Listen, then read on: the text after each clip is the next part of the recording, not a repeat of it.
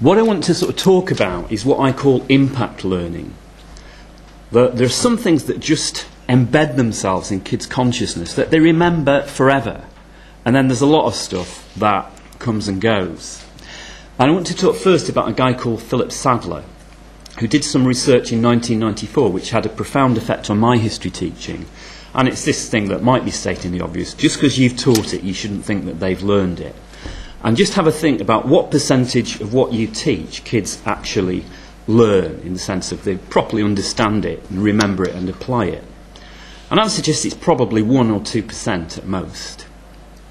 And I've tried this with our students. I asked them on Wednesday what Monday's lecture was about. Was it any good? They say, yeah, it was really good. What was it about? They can't remember the topic, never mind the detail. I did maths for 11 years, and yet all I can do is addition, subtraction, multiplication, and the other one.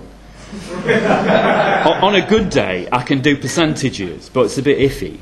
Now, I did maths for 11 years, and actually the things I can do, I could do in the first year. Another thing I've tried is, lots of my historians did physics for at least 5 years, and I just give them a postcard, and I say, write down what you know about physics, and they cannot fill a postcard. Great quote, I think, from Fontana.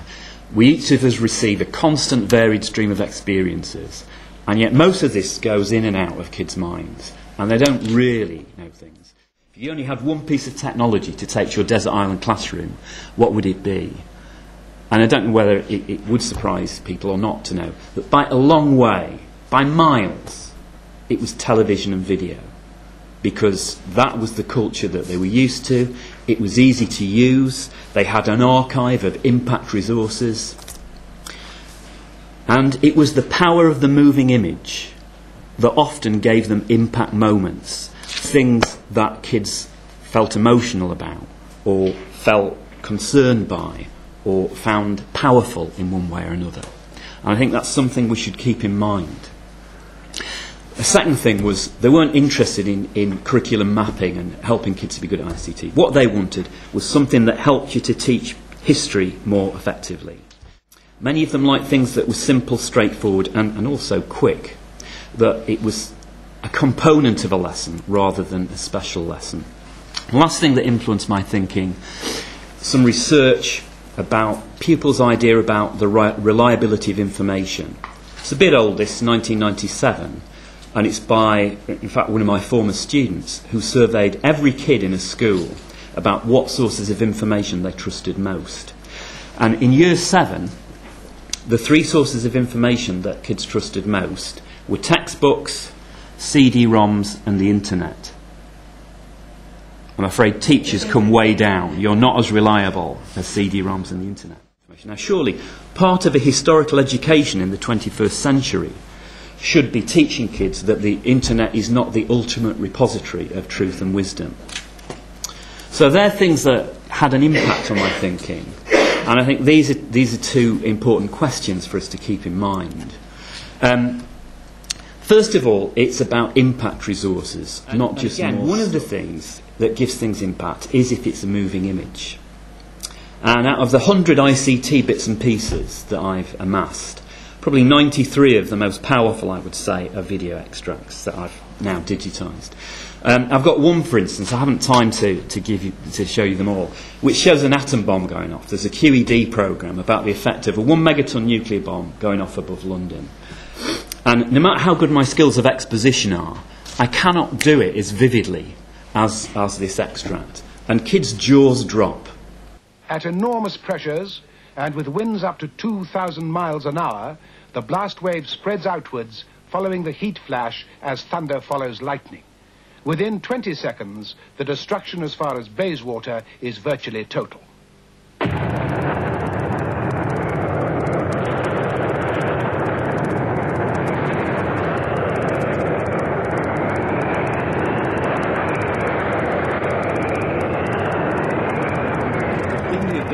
Which is Elgar's thoughts on one of his tunes.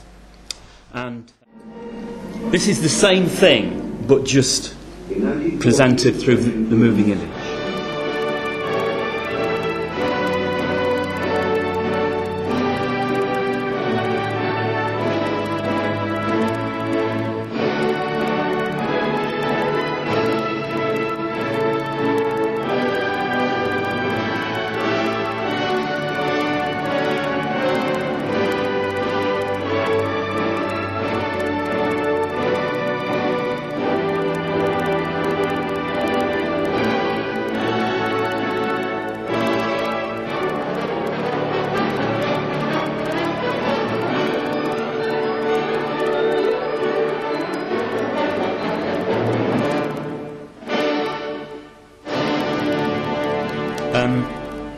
Another big point I want to make is this thing about not pulling up the drawbridge before we get to the present. It's so important to give kids an overview about connections over time and about why history is about the present and the future. Richard Aldrich's idea of historical perspectives. Is there any problem, issue, question into which one cannot gain more insight by looking at what has gone before? Study with the bow tie and the book will tell you the truth, as if there's one truth about Ireland. Dan McCall once said, anybody who is not confused about Irish history is not well informed. It seems to me the fact that the political implications of history are so blatantly obvious that one wonders how historians ever found themselves in an ivory tower. You've described Robert Key's programmes on Ireland as pseudo-academic. Well, unkindly, but I think truly, it's the beginning of the series sums it up better than anything. If you are, I sit on a typist's seat, I haven't got a leather chair. And I also, I suppose, my clothes is Marks and Spencer shirt, There's something wrong somewhere when I see a series of what I would call signifiers that are all telling me, here is academic respectability. The book he holds up, which is unidentified, is not a paperback, it's actually, it's got a leather cover. And there's a kind of feeling of that sort of academia, which I think is slightly dishonest. It really does encourage the viewer to feel that they should relax now because they're in the company of someone they can trust. Since the late 1960s, years of violence and suffering in Northern Ireland. For many people, the late 1960s was when it all began.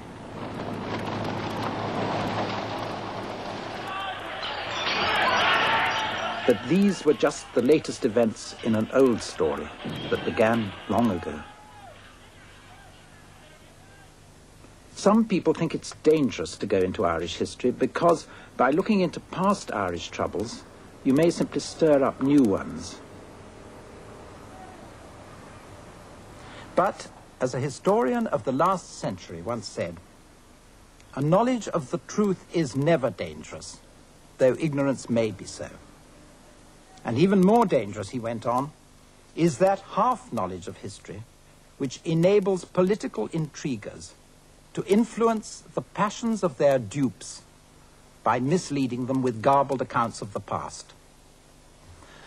The past... So, two things that school history could give kids is an understanding of liberal democracy.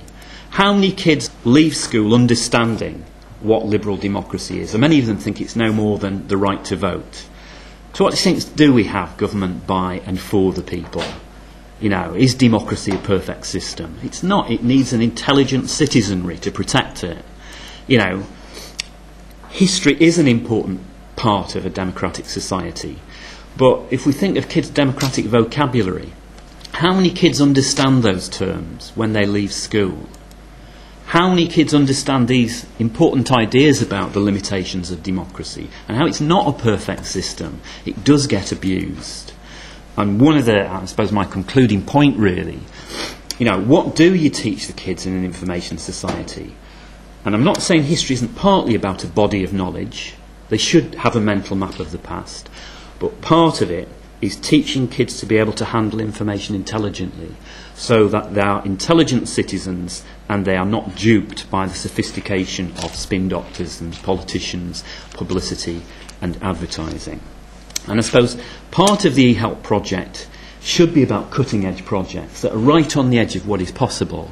But another bit of it is trying to work with history teachers and how to show them to use ordinary bits and pieces, from the newspapers, cartoons, pictures, video extracts, to put together powerful learning packages so that kids don't think that history's boring and they don't think it has no relevance to their lives. Thank you.